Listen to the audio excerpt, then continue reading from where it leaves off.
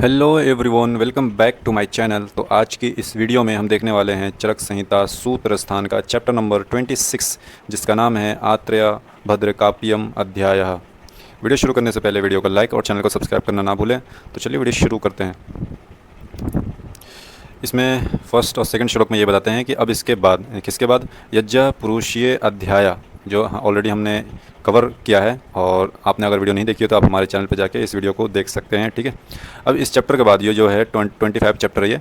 ठीक है, अब इस चैप्टर के बाद हम इस चैप्टर में 26 की अध्ययन करने वाले हैं, जैसे कि भगवान पुनरसु आत्रेय ने अपने शिष्यों से कहा था। ठीक है, यहाँ से होती है अपने चैप्टर की शुरुआत। ठीक है, सबसे पहले देखते हैं इस अध्याय का महत्व, देख लेते हैं क्या महत्व है। ठीक है, तो बताते हैं कि अब इस अध्याय में हितकर और अहितकर द्रव्यों का रस, गुण, वीर्य, विपाक तथा प्रभाव के अनुसार विस्तृत वर्णन किया जाएगा। मतलब डिटेल डिस्क्रिप्शन है रस, गुण, वीर्य, विपाक और प्रभाव का।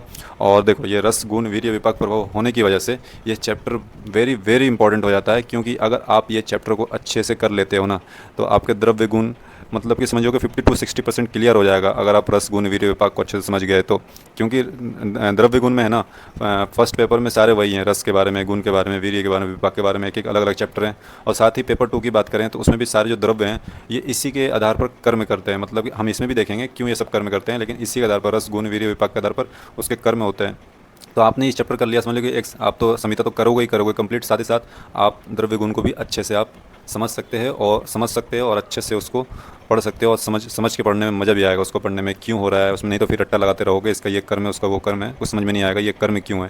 ठीक है, तो इस चैप्टर को अच्छे से पढ़ना, मैं यही बोलूँगा। ठीक है, नामकरण का देख लेते हैं। इसका नामकरण आत्रेय भद्रकाप्य क्यों पड़ा, क्योंकि इसमें जो परिषद के प्रमुख आचार्य थे वो थे हमारे आत्रेय, और प्रधान पृष्ठा थे वो थे भद्रकाप्य, इसलिए इस चैप्टर का नाम आत्रेय भद्रकाप्य पड़ा। ठीक है, समझ में आया क्यों पड़ा।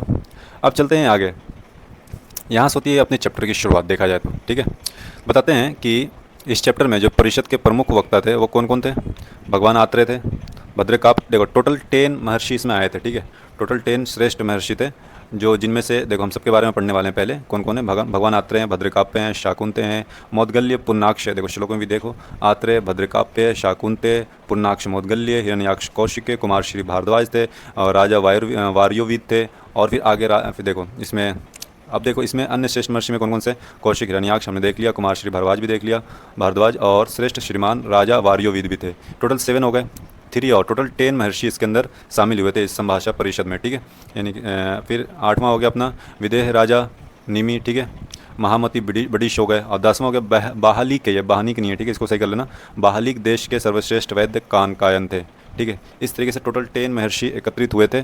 कहाँ पे एकत्रित हुए थे, यहाँ पे देखो नीचे देखो स्थान आपको दिख रहा होगा, इधर देखो ये स्थान की बात कर रहे हैं हम। स्थान में देखो तो यहाँ पे हुआ था मनोरम चैत्ररथ वन में विहार की इच्छा से एकत्र हुए थे ये सारे 10 महर्षि। ठीक है, और ये सारे महर्षि की विशेषता की बात करें तो देखो सारे महर्षि शास्त्र ज्ञान में श्रेष्ठ थे, आयु में श्रेष्ठ थे, और जित आत्मा थे, यानी इंद्रियों को वश में करने वाले थे।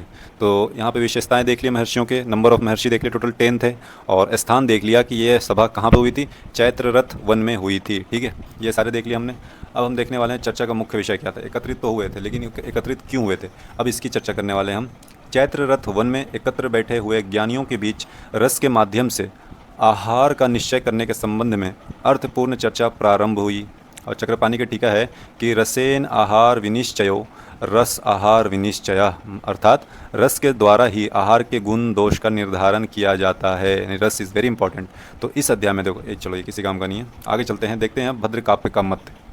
अब देखो जितने भी आचार्य हमने पढ़े, सब ने अपने अपने मत रखे, उन्होंने अपने अपने टाइप्स ऑफ रस बताए, कि किसी ने 1 बताया, किसी ने 2 बताया, किसी ने 3 टाइप्स बताए, किसी ने 4 टाइप्स बताए।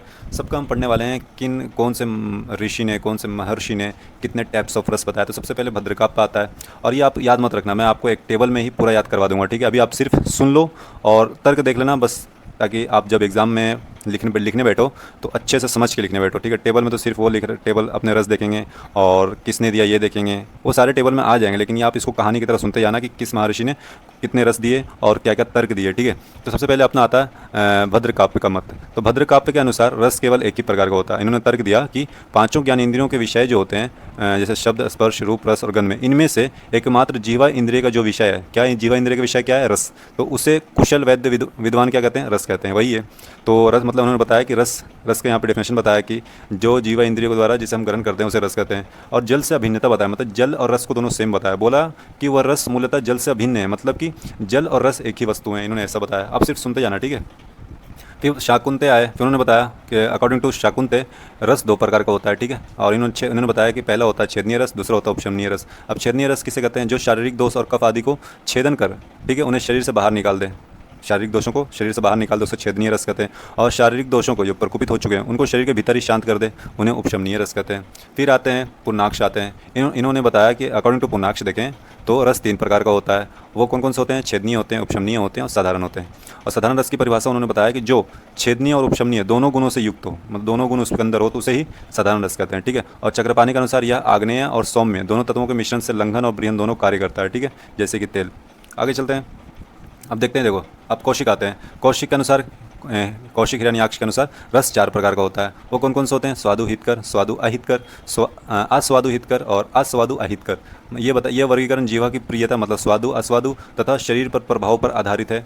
अब आगे चलते हैं। फिर कुमार श्री भरद्वाज आते हैं, उन्होंने अपना मत दिया। कुमार श्री भरद्वाज के अनुसार रस 5 प्रकार का होता है। वो कौन कौन से? भौम्य, जलीय, आग्नेय, वायव्य और आकाशीय। तर्क इन्होंने दिया कि चूंकि मूल सृष्टि पंचमहाभूतों से निर्मित है, अतः उनसे उत्पन्न होने वाले रस भी 5 ही प्रकार के होने चाहिए। और फिर आगे देखते हैं। आप सिर्फ इसको कहानी की तरह सुनते जाओ, क्योंकि हम देखो इसकी मैं बात कर रहा हूँ, ये सारे एक पेज में है। अब मैं सारे आपको एक पेज में याद करवा दूंगा, ठीक है। याद करवाने की गारंटी मेरी है, तो बस सुनते जाना आप, ठीक है। अब देखते हैं। अब राजा वार्योविद आते हैं, ठीक है। राजर्षि वार्योविद ने कहा रस के 6 प्रकार होते हैं, लेकिन इन्होंने 6 प्रकार अलग ही दे दिया, गुण वाला दे दिया, गुरु, लघु, शीत, उष्ण, स्निग्ध और रुक्ष। और विमर्श में इन्होंने द्रव्यों के मुख्य शारीरिक 6 गुणों को ही रस के रूप में प्रतिपादित किया।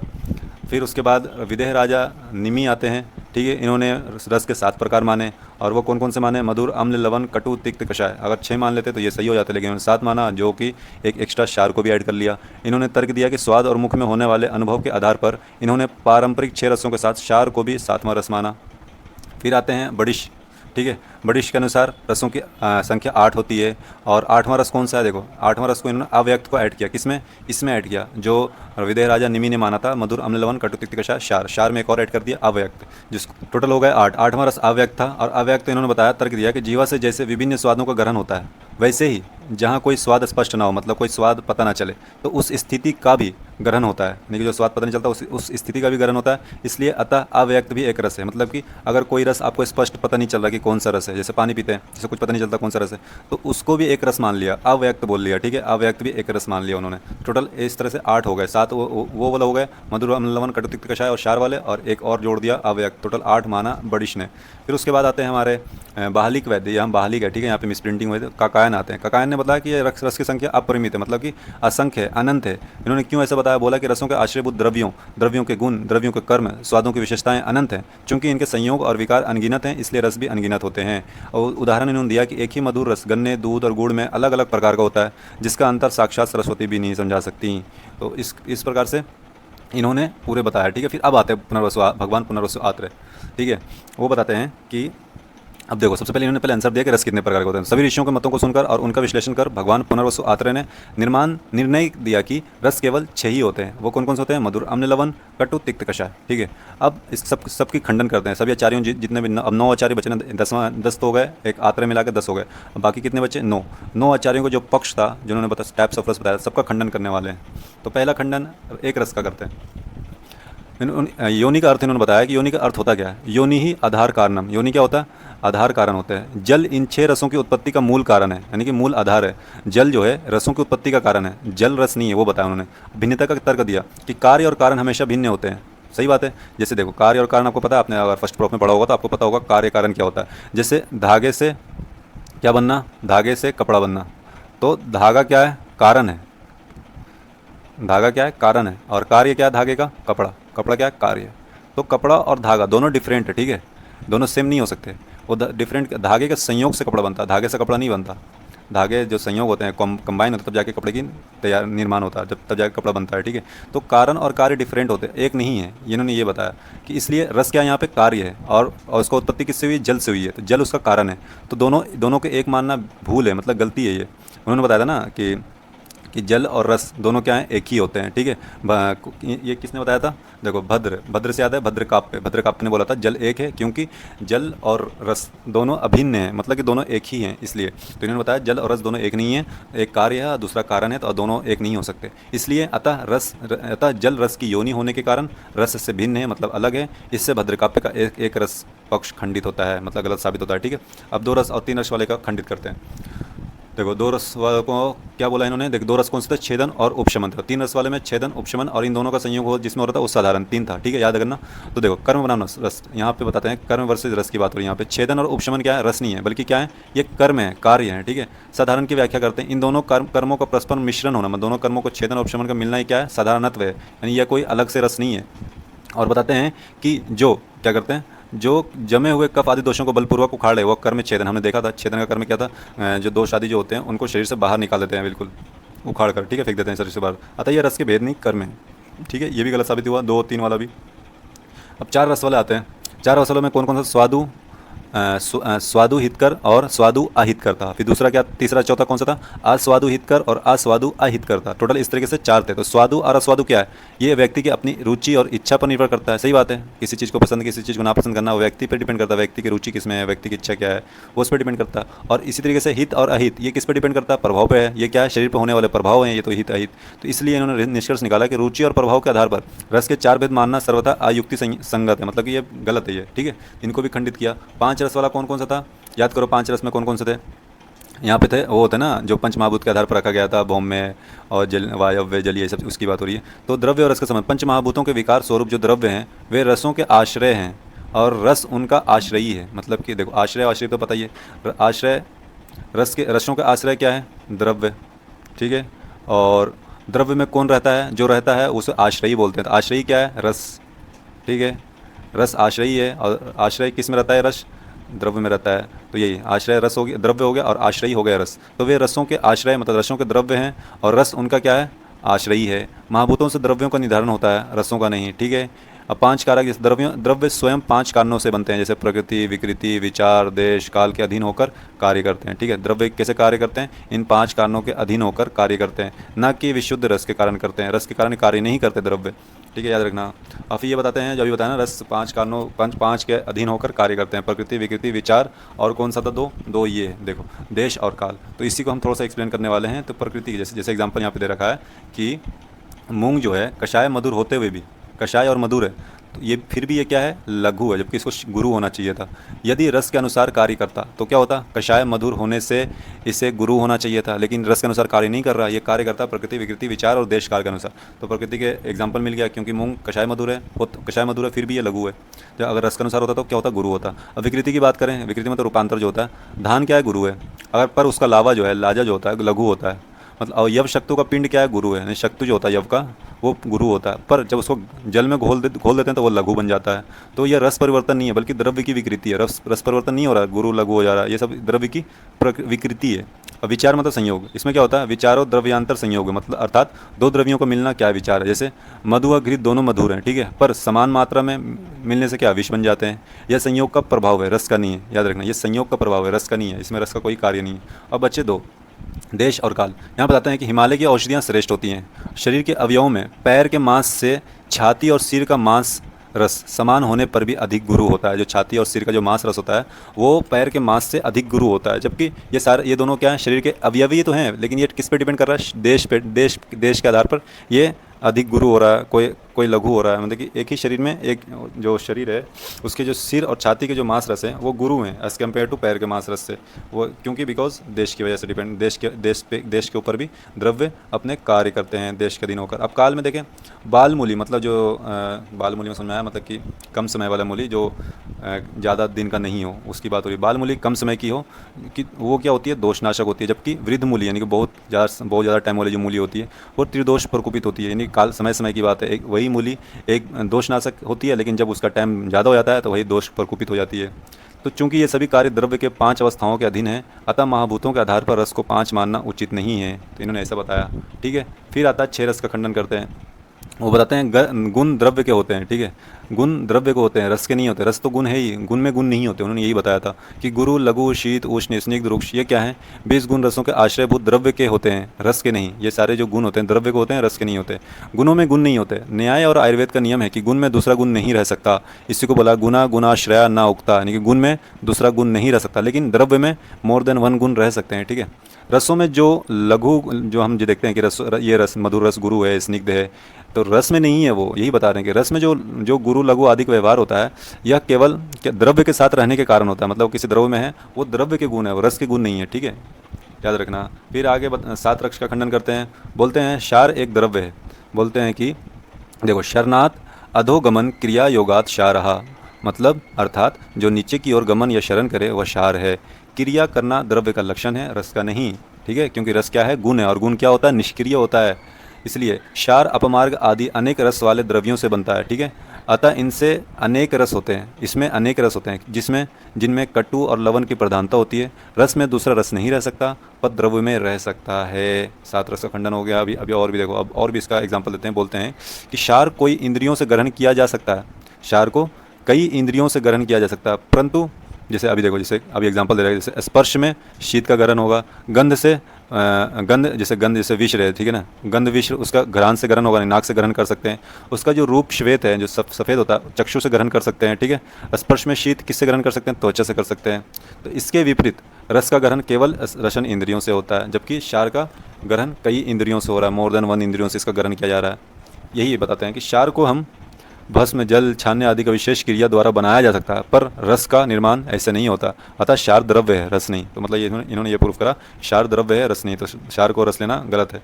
अब 8 रस का खंडन करते हैं। 8वां रस अव्यक्त था ना, तो उसकी बात बताते हैं कि रसों की अव्यक्तता रस के मूल कारण जल में होती है। अव्यक्तता किस में होती है? जल में होती है। जैसे एग्जाम्पल मैंने दिया कि जल में अगर कोई टेस्ट नहीं है तो उसको एक रस ही मान लिया, उसको अव्यक्त रस मान लिया, अव्यक्त रस। या फिर अनुरस, अनुरस में होती है, ठीक है। अनुरस क्या है कि हमें पता, अनुरस अभी अभी आगे भी पढ़ेंगे अनुरस होता क्या है, ठीक है। जब कोई रस मुख्य रस से दब जाता है और स्पष्ट प्रतीत नहीं होता तो उसे अनुरस कहते हैं। जैसे आंवला खाने के बाद जल पीने पर मधुरता का आभास होना।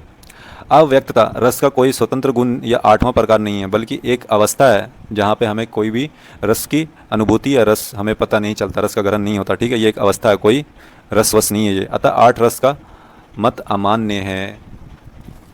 फिर असंख्य रस का खंडन करते हैं। वो बोलते हैं कि आश्रय, गुण, कर्म आदि के अनंत होने से रसों को अनंत कहना गलत है। क्यों? क्योंकि मधुर रस के आश्रय क्या हो गया? दूध, चीनी, घी आदि अनेक हैं, यानी मधुर रस तो बहुत सारी चीज़ों में पाया जाता है, लेकिन आपको बता दें बहुत सारे हैं, बहुत सारे द्रव्य में मधुर रस मिलते हैं। स्वाद में थोड़ा अंतर भी होता है, लेकिन जब मधुरत्व जाति एक ही रहती है, लेकिन सारे मीठे ही होते हैं, तीखे नहीं हो जाते हैं। आश्रय बदलने से मधुर रस का मूल स्वभाव नहीं बदलता, ठीक है। ये हो गया। फिर और भी बताते हैं कि जैसे तीन दोष के परस्पर मिलने से 62 विकल्प बनते हैं, ठीक है। जैसे पता है, जैसे 3 दोष जब मिलते हैं तो कितने विकल्प बनते हैं? 62 बनते हैं। और जब रस मिलते हैं तो कितने विकल्प बनते हैं? 63, 63। तो वो बताते हैं कि जब 3 दोष मिलते हैं वात पित्त का, तो टोटल कितने विकल्प बनते हैं? 62 बनते हैं। पर मूल तो 3 ही है ना, थोड़ा ना ज़्यादा हो गया तो ज़्यादा बन जाएंगे। इसी तरीके से रसों के परस्पर मिलने से 63 विकल्प बनते हैं, पर मूल तो 6 ही है। इसी तरीके से बताते हैं कि चिकित्सक संश्लिष्ट यानी मिले हुए रसों के कर्मों को उपदेश नहीं करते, बल्कि शुद्ध रसों के लक्षण का विचार करते हैं, ठीक है। यहाँ तक अब देखो, हमारा ये मतलब कि रस और उसका खंडन होता समाप्त। तो अब इसको हम देखने वाले हैं एक पेज पे और पूरे इसको हम याद करने वाले हैं, ठीक है। अब देखो, मैंने बोला था ना कि आप बस सुन लेना, और अब मैं आपको याद करवाने वाला हूँ, ठीक है। तो सबसे पहले क्या था? देखो, मैंने इसको पहले याद, सबको नंबर से याद करना। भद्रकाप, शाकुंते, मोदगल्य, पुन्नाक्ष, हिरण्याक्ष, कौशिक, कुमार श्री भारद्वाज, राजा, वायुर्विद, निमि, बिडिश और कनकायन। इसको आपको है ना नंबर से याद करना है, ठीक है, एकदम क्रम वाइज। तो इसको याद करने के लिए आप ये निमोनिक्स जो मैंने बनाया इसको आप याद रख सकते हो।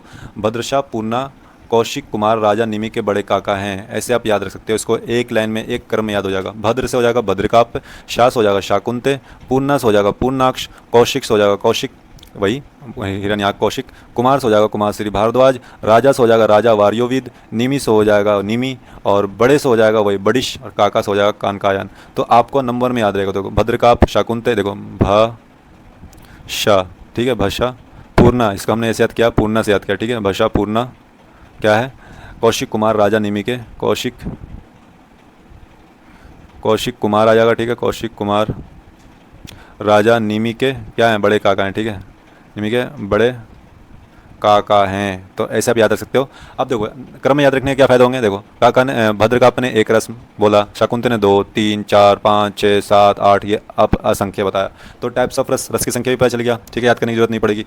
अब ये कौन कौन सा बताया वो एक ही टेबल में हमने दे दिया। देखो भद्रकाप ने एक रस माना था, वो क्या बताया था, जल, ठीक है, रस एक ही होता है, वो भी क्या बताया, रस और जल दोनों सेम ही होते हैं, दोनों जल को बताया। 2 छेदनीय उपशमनीय होता है, 3 में एक साधारण ऐड कर दिया था, ठीक है, छेदनीय उपशमनीय का संयुक्त होता है। फिर 4 में स्वादु अस्वादु हितकर असहित अहितकर ऐसे याद इस तरीके से कर दिया था। फिर कुमार श्री भारद्वाज ने 5 दिए थे, वो भी पंच महाभूत के आधार पर, भौम में आप, तेजस, वायव्य, अंतरिक्ष। फिर 6 वाले दिया था गुरु लघु शीत उष्ण स्निग्ध रुक्ष। और निमि ने 7 रस दिए थे, जिसमें से मधुर अम्ल लवन कटु तिक्त कषाय में क्षार को ऐड किया था। और धम बडिश ने 8 दिए थे, जिसमें से ये 7 में से एक और ऐड कर दिया था, अव्यक्त, जो व्यक्त नहीं होता, कोई भी उसमें रस नहीं होता, तो उसको अव्यक्त बोल दिया। और ककायन ने अनगिनत बताया, अपरिमित बता दिया था। तो ये टोटल रस हमें पता चल गया कौन कौन से कितने बताए, ये ट्रिक मैंने बताया। भद्रशाह पुन्ना कौशिक कुमार राजा निमि के बड़े काका हैं, तो ये आपके नंबर याद हो जाएंगे, ये तो आपको याद ही होगा। अब यहाँ पे देखो ये खंडन देखते हैं कि आत्रेय ने सबका खंडन कैसे कैसे किया। पहले बताया, देखो जल क्या है, बताया कि योनि, बताया ना कि योनि जो होते हैं, जो कार्य और कारण होते हैं वो डिफरेंट होते हैं, ठीक है। और जल और रस दोनों, एक कार्य है तो एक कारण है, तो दोनों डिफरेंट हो, एक नहीं हो सकते, ठीक है, उन्होंने ये बताया। फिर छेदनीय उपशमनीय को बोला कि एक कर्म है, कोई रस नहीं है। इसको सेम बताया कि साधारण को क्या, ये मिश्री भाव है, किसका, छेदन और उपशमन का, इसलिए ये भी कर्म है। और फिर स्वादु अस्वादु हितकर अहितकर को इन्होंने क्या बताया कि हितकर और अहितकर तो प्रभाव है, स्वादु अस्वादु रुचि द्वेष पे डिपेंड करता है। फिर भौम में आप पे, तेजस, वायव, अंतरिक्ष, ये क्या आश्रय है, ठीक है, तो ये कोई द्रव्य नहीं है, ये कोई रस नहीं है। फिर गुरु शीत लघु उष्ण को इन्होंने क्या बताया, ये गुण है, कोई रस नहीं है। फिर ये सब मधुर अम्ल कटु तिक्त कषाय, क्षार के बारे में बताया कि क्षार स्वतंत्र रस नहीं है, ठीक है, ये एक द्रव्य है, ठीक है, उन्होंने बताया क्षार क्या है, एक द्रव्य है। फिर अव्यक्त बताया, अव्यक्त क्या बताया, अव्यक्त अनुरस का रूप है, कोई रस नहीं है। और फिर ये अपरिमित का बताया कि गुण कर्म स्वाद की अपरिसंख्यता से क्या होता है, जो रस होते हैं अनगिनत नहीं हो जाते हैं। वो मान लिया रस तो 6 ही होते हैं, वैसे अगर डिफरेंट टाइप्स ऑफ सब्सटेंस में अगर वो है तो वैसे थोड़ी ना है कि वो अलग अलग हो जाएगा, माना कि थोड़ा अंतर हो सकता है, लेकिन मधुर है तो वो मधुर ही रहेगा। तो उन्होंने इस तरीके से असंख्य रस का खंडन किया था। तो इस तरीके से ये हमारा कंप्लीट होता है रस का पूरा, जो रस की योनि, रस की संख्या और रस का खंडन पूरा कंप्लीट होता है। तो अभी इतना ही करते हैं इस वीडियो में, क्योंकि वीडियो बहुत ज़्यादा लंबी हो चुकी है। और बाकी की जो है हम चैप्टर जो है हम पार्ट 2 में कर लेंगे। तो बने रहिए हमारे साथ। Thank you for watching.